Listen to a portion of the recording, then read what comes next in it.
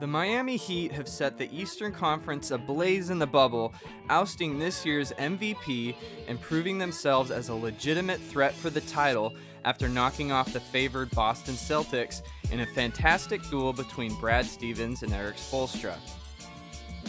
We all know that Jimmy Butler is the leader of the Heat, but this underdog story simply wouldn't be possible without the emerging talents of Tyler Hero and Duncan Robinson.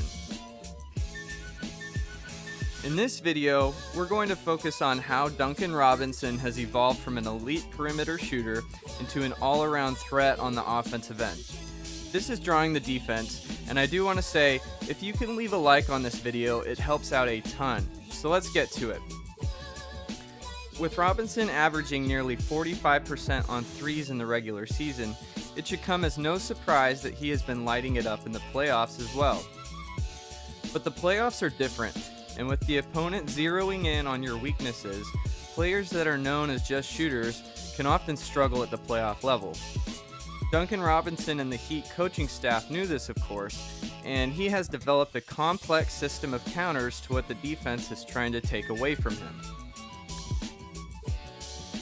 But there's one particular trick that Robinson has developed that has really got defenses scrambling that we'll get to in a bit.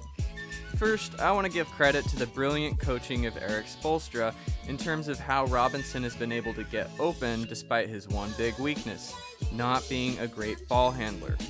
The most obvious tool Spo has used to help Robinson punish defenses is with screen-the-screener actions. First, we're going to start with a play that every single team in the NBA has run this season.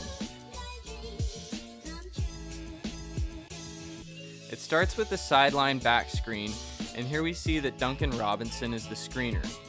Since he is screening for Goran Dragic, his man Chris Middleton needs to prevent any dribble penetration from Dragic to avoid giving up a mid-range or a layup.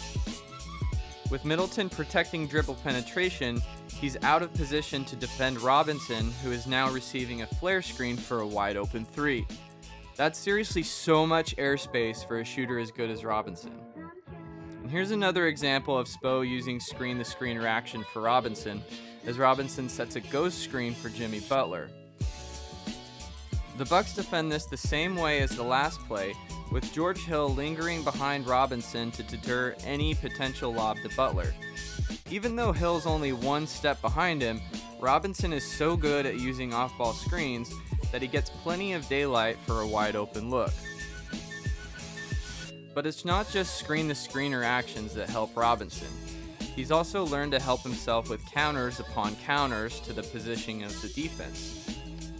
Check out this baseline out-of-bounds play, where Robinson looks like he's going to come off the screen from Olynyk, but then he hard fakes a cut to the hoop to get Marcus Smart backpedaling. With Smart out of position, he then actually uses the Olynyk screen, and when he reads that Smart is going under the screen, he flares out deep to get himself space.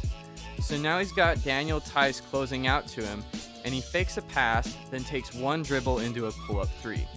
This is seriously so impressive.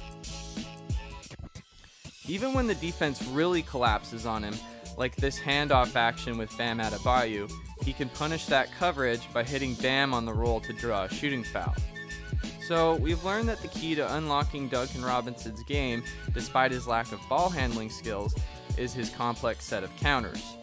But there's one unique thing he has done to truly unlock his game and punish the defense: his ability to make decisions in the air and rerun handoff actions.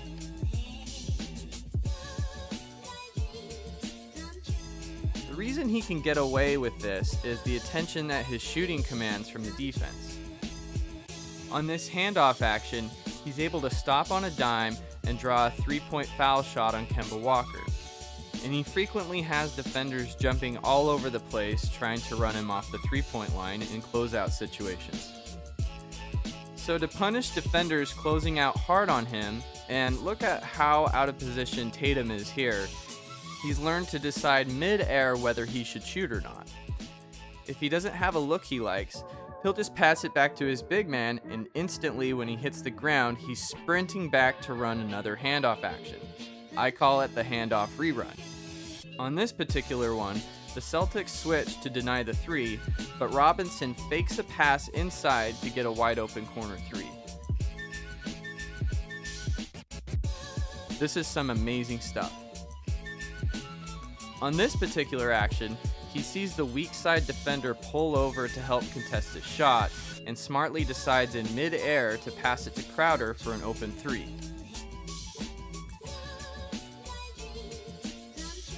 This next one doesn't involve him getting in the air, but it's the same concept. He sees George Hill go under the screen and he's still in good position to contest, so he passes back to Olynyk and reruns the handoff action, which forces Hill to go over the screen, and this buys him enough space to hit the three.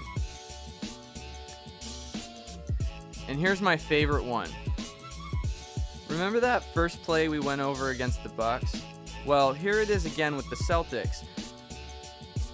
But the Celtics smartly decide to switch the action to avoid that wide open three-point look he got against Middleton. So it looks like the Celtics have blown up the action as long as they avoid a backdoor cut to Robinson. But Robinson stops in his tracks on the backdoor cut and comes right back to Bam for a handoff rerun, which gets him yet another wide open three. You can see why this can get the defense really scrambling. The main reason I love these counters for Robinson is it takes advantage of his strength, which is a quick trigger on the move, and it also adds a solution to his weakness, helping Robinson to not have to dribble too much. With him running off of handoff and pitch actions, he can just receive the ball and rise up and pass back if he doesn't like the look he's getting and rerun the action. He can do this all day if he wants, and it's just one of the reasons the Heat are in the finals this year.